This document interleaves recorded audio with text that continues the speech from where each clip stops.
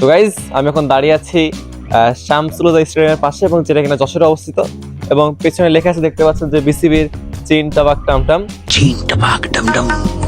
তো 36 জুলাই গণ অভ্যুত্থানের পরে যখন দেয়া লেখাগুলো হচ্ছে তখন ছাত্ররাই এই কাজটা করেছে।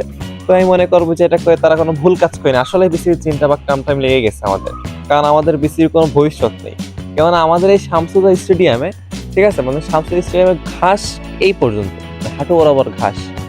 তো আমি আপনাদের দেখাচ্ছি যে ঘাসগুলো কেমন, তো দেখেছি ঘাসগুলো কেমন আসলে। গাইজ এই হচ্ছে আমাদের দেশের, আমাদের শামসুদা স্টেডিয়ামের ঘাস, যেখানে দেখতে পাচ্ছেন কাশফুল ফুটে আছে। কিছুদিন পরে এখানে কাপড় এসে ছবি তুলতে পারে, খুব সুন্দর সুন্দর ছবি উঠবে, ব্যাকগ্রাউন্ডটা খুব সুন্দর আসবে।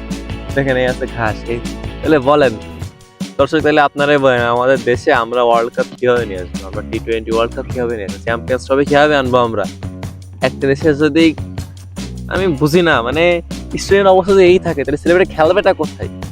শুধু এইখানে না, এখন খেলা চলছে বলে এখানে হালকা একটু ঘাস কমানো হচ্ছে, কিন্তু এই ঘাসে কি খেলা করা যাবে না? এদিকে আসেন, ওই যে একবার বাংলাদেশ যখন শ্রীলঙ্কা গেছিল, রাত্রেবেলা শ্রীলঙ্কা যেরকম ঘাস খেয়ে নিয়েছিল, সে খেয়ে অবস্থা নিচে মার।